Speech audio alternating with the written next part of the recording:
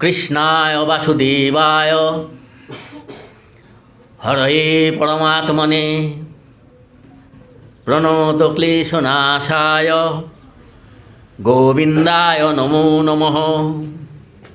পদ্মজনী ব্রহ্মা যে পদ্মা আসনে আবির্ভূত হয়েছেন ক্ষীরোদশায়ী নারায়ণের, সেই পদ্মের মধ্যে কোষ আছে তো, সেই কোষের থেকে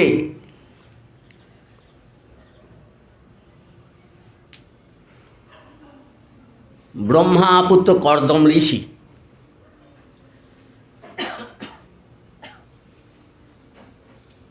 এবং দেবহূতি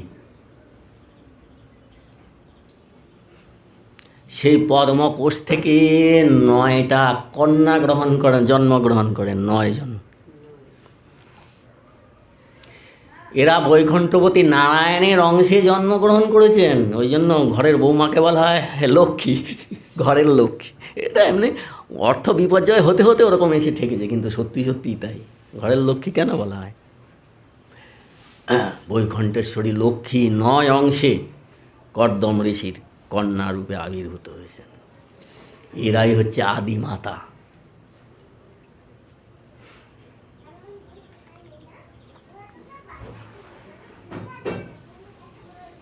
এবং একটি পুত্র ভগবান কপিল দেব, তিনি হচ্ছেন নারায়ণ। এবং ব্রহ্মার যারা যারা প্রবৃত্তি মার্গী পুত্র আছেন, ব্রহ্মার প্রবৃত্তি মার্গ এবং নিবৃত্তি মার্গ। নিবৃত্তি মার্গের মধ্যে আছেন সনক, সনন্দ, সনাতন এবং সনত কুমার এবং দেবর্ষি নারদ। এরা হচ্ছে সংসার নিবৃত্তি মার্গী। আর মহর্ষি ভৃগু, বশিষ্ঠ, অত্রি, অঙ্গিরা,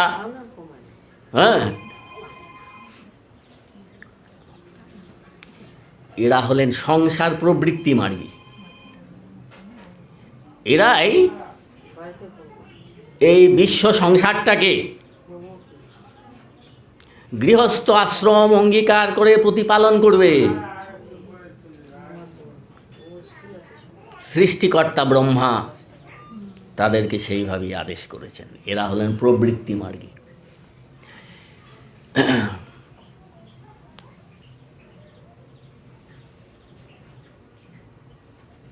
আর এই সমস্ত ঋষির জন্ম হয়েছে কোথা থেকে, আবির্ভূত হয়েছে কোথা থেকে? ব্রহ্মার থেকে। এরা কে? তদ্ব্রহ্ম পুরুষ। এই তদ্ব্রহ্ম পুরুষের ঔরসে এবং বৈকুণ্ঠেশ্বরী লক্ষ্মীর অংশে আবির্ভূত যে যোনি, ব্রহ্মযোনি বলা হয়। আয়া হে বড় দে দেবী, ত্রক্ষরে মানে অ, উ এবং ম। আয়া হে বড় দে দেবী ত্রক্ষরে ব্রহ্মবাদিনী, গায়ত্রী ছন্দাং সন্মাতর ব্রহ্মযোনি নমস্তুতে। এটা হচ্ছে ব্রহ্মযোনি।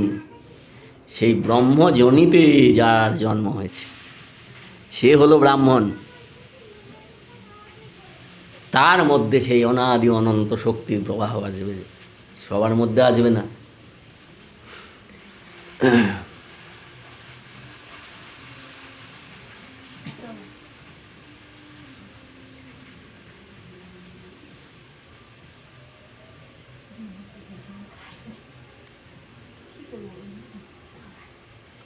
মহর্ষি ভৃগু হচ্ছেন নারায়ণ।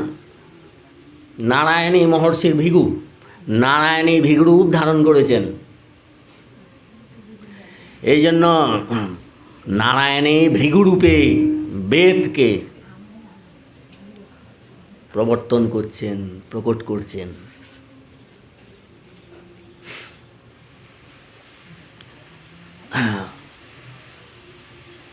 বাসুদেব অবতার,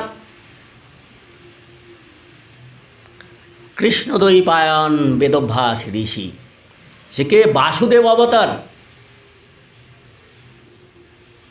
বাসুদেব কোথায় থাকেন? গোলকাক্ষ বৃন্দাবনে বাসুদেব অবস্থান করেন। বাসুদেব লোক আছে গোলকাক্ষ বৃন্দাবন, সেখানে বাসুদেব তিনি আচার্য রূপে আবির্ভূত হয়েছেন এই জগৎ ব্রহ্মাণ্ডে। বাসুদেব অবতার। কোথায় জন্মগ্রহণ করেছেন? ভৃগু বংশে। মহর্ষি পরাশর হচ্ছেন ভৃগুবংশীয় ব্রাহ্মণ। এই জন্য কৃষ্ণদ্বৈপায়ন বেদব্যাস ঋষিকে বলা হয় ভৃগুবংশ কুলতিলক। এবং তিনি হচ্ছেন বেদবিদাং শ্রেষ্ঠ। যত যত প্রকারের অখিল ব্রহ্মাণ্ডে বেদ ও পারঙ্গতগণ আছেন তাদের মধ্যে তিনি হচ্ছেন সর্বশ্রেষ্ঠ। তাদেরই কুলে আবির্ভূত হয়েছেন গোলকপতি ভগবান শ্রীকৃষ্ণের কলা শক্তি সুখদেব।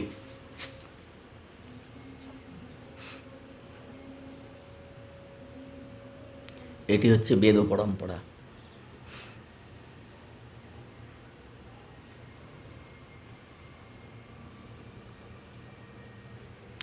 এর মধ্যে আরও অনেক বাক্য আছে, সেগুলো জগতে প্রকাশ করা হয় না, কারণ আমি এখনই যেই শব্দটা বলবো না, 1 বছর বাদে ওটাকেই ডুপ্লিকেট করবে।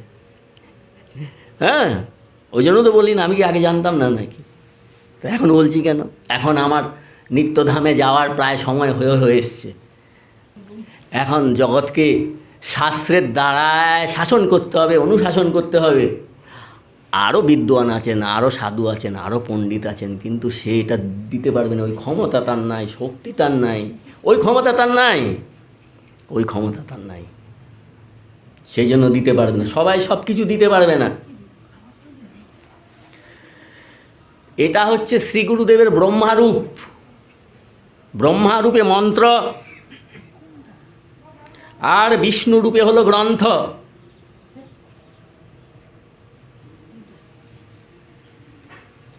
ভৃগুবংশ কুলতিলক, বাসুদেব অবতার, বেদবেদাং শ্রেষ্ঠ কৃষ্ণদ্বৈপায়ন বেদভাস ঋষির মধ্যে যে বিষ্ণু শক্তি, সেই বিষ্ণু শক্তির দ্বারাই তিনি বেদকে প্রবর্তন করেছেন। এই বিষ্ণু শক্তির দ্বারাই তিনি মহাভারত পঞ্চবেদ সংরচনা করেছেন। আবাল বৃদ্ধ বনিতা বিদ্বান শিক্ষিত অশিক্ষিত নির্বোধ সবার জন্য মহাভারত। বেদ নয়, মহাভারত। বেদের মর্যাদা রক্ষা করতে হবে, নাহলে ওই সাধু সন্ন্যাসী সে যে অসুরেরা হরণ করে নিয়ে যাবে, এরা বহুবার এরকম করেছে। ওই জন্য সবার মধ্যে বেদের উপদেশ দেওয়া হয় না। বেদের মতোই মর্যাদা, বেদের মতোই সম্মান, বেদের মতোই মহিমা, বেদের মতোই গুণ, বেদের থেকেও বেশি ব্যবহার করতে পারলে, অর্জন করতে পারলে। হ্যাঁ, কিন্তু বেদটা দেওয়া হয় নাই।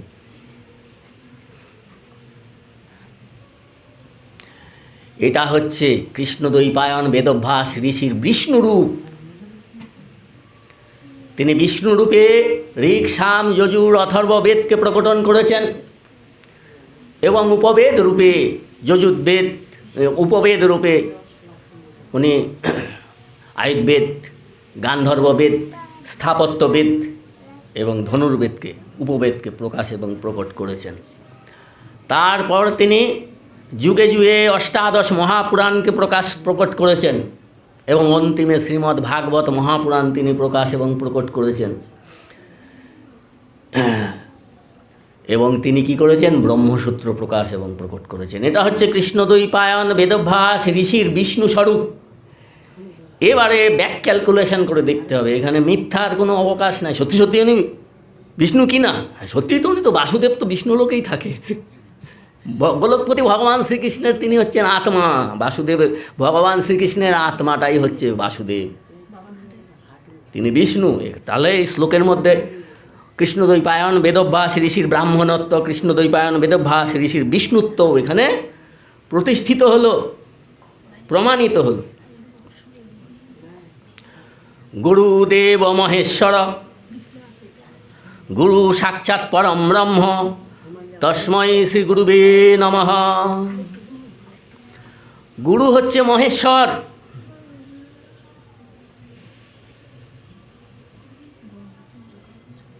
অর্থাৎ দেবাদিদেব মহাদেব। তিনি কি করেন? তিনি লয় করেন, লয়। প্রলয়ের কথা বলা হয় নাই। লয় বহু প্রকারের হয়। শাস্ত্রের মধ্যে অন্তর্নিহিত যে শব্দ, তার অর্থটা বুঝে নিতে হবে। মহেশ্বর রূপে তিনি কি লয় করেন, কার কি লয় করেন? তিনি বড় বড় শহর, বড় বড় বন্দর, বড় বড় শিক্ষা, সংস্কৃতি, কৃষ্টি, নগর, বন্দর, রাজ্য বিধ্বংস করেন না। তিনি শরণাগত শিষ্যের গুরুরূপে মহেশ্বর শক্তিতে কি করেন?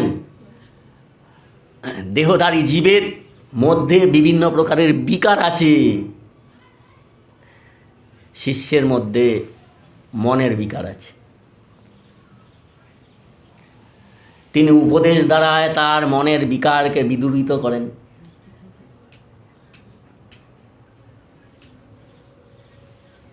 শিষ্যের ইন্দ্রিয় বিকার আছে, এক একজনের এক এক রকমের খাওয়ার অভ্যাস। কেউ পেটুক, কেউ ভ্রমণ রসিক, এটাও বিকার। কেউ নিদ্রা রসিক, এটাও বিকার। বিভিন্ন রকমের ছল আছে, কপটতা আছে, ওইগুলো সব বিকার। এই বিকারগুলোকে তিনি লয় করেন। এটা হচ্ছে গুরুদেবের মহেশ্বর রূপ। তারপরে হলো প্রকার। এখানে কেউ ব্রাহ্মণ হন, কেউ শূদ্র হন, কেউ অন্তজ হন, কেউ জারজ হন, কেউ যবন হন, কেউ মানব হন, কেউ দানব হন, কেউ দেবতা হন, কেউ রাক্ষস হন, কেউ নাগ হন, কেউ কিন্নর হন, কেউ কিমপুরুষ হন। হ্যাঁ, গুরুদেব তো গুরুদেবই।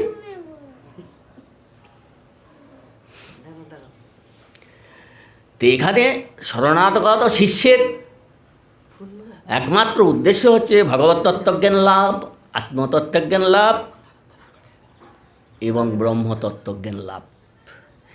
এবারে তার বিভিন্ন রকমের যে কেউ ধনী, ধনের টাকা পয়সা ধন দৌলতের অহংকার আছে, কিন্তু এই অহংকারটা তার সাধন ভজনের অন্তরায় হয়ে দাঁড়িয়েছে। এই ধন দৌলতটাই তার সাধন ভজনের অন্তরায়, তাকে ভজন করতে দিচ্ছে না। টাকা পয়সা ধন দৌলত আছে। আবার কেউ দরিদ্র, ক্ষুধা তৃষ্ণা পিপাসা এতই কাতর যে সে না হরিনাম করতে পারে, না নাম করতে পারে, না সকালে আহার হয়, না বিকালে আহার হয়, না শয়নের ব্যবস্থা আছে, না উপবেশনের ব্যবস্থা আছে, না বান্ধব আছে, না আত্মীয় আছে, না কেউ আছে, কেউ নেই। বিভিন্ন রকম দুঃখ, বিভিন্ন রকম কষ্টে ক্লিষ্ট। তাকেও ব্রহ্মতত্ত্বজ্ঞান লাভ করার জন্য যা প্রয়োজন সেই উপদেশ দিতে হবে। আর যিনি রাজাধিরাজ, বহু কারখানা, বহু ফ্যাক্টরি, বহু রাজ্যের অধীশ্বর, তাকেও ব্রহ্মতত্ত্বজ্ঞান, আত্মতত্ত্বজ্ঞান, ভগবত তত্ত্বজ্ঞান লাভ করার জন্য যোগ্যতা অর্জন করতে হবে। মহারাজ পরীক্ষিতের মতো কেউই এই জগতে প্রধানমন্ত্রিত্বের সিংহাসন, রাষ্ট্রপতির সিংহাসন, মুখ্যমন্ত্রীর সিংহাসন ত্যাগ করে সাদা শুভ্র বসন করে পড়ে গুরুদেবের কাছে আসেন না। 2-1 ঘন্টা ভাষণের জন্য আসেন, কিন্তু ব্রহ্মতত্ত্বজ্ঞান লাভ করার জন্য আসেন না। এটা হচ্ছে প্রকার। তাকেও, তিনিও যাতে ব্রহ্মতত্ত্বজ্ঞান লাভ করতে পারেন। এক জন্মের তো ব্যাপার নয়। এই জন্মে তিনি মুখ্যমন্ত্রী, পরের জন্মে তিনি কি হবেন? রাজার যে রাজপাট দেখিতে দেখিতে কিছু নয়, এই জন্মে তিনি রাজা, পরের জন্মে দেখা গেল ফকির। হ্যাঁ, এ তো অনিত্য বৈভব, নিত্য তো নয়। এটাকে সম্পদ বলেনি শাস্ত্র। দৈবাহ এবং আসরিক সম্পদের মধ্যে এটা কোনোটাই আসে না, এটা সম্পদ নয়। এটাও একটা বিকার, এটাও বিকার। এখন যাদের যাদের বিভিন্ন রকমের বৈষয়িক প্রতিপত্তি আছে, রাজনৈতিক মর্যাদা আছে, ধন আছে, দৌলত আছে, লোক আছে, তারা নিজেদেরকে প্রকাণ্ড জ্ঞানী মনে করেন। কিন্তু সবাই তো আর রাজা দশরথ নয়, সবাই রাজা জনক নয়। তত্ত্বজ্ঞান লাভ করতে গেলে ভগবানের বাবা হলেও রাজা দশরথ হতে হবে, দশরথের মতো মনটা বানাতে হবে, রাজা জনকের মতো মনটা বানাতে হবে। এইটাই হচ্ছে প্রকার। তারপরে হলো আকার।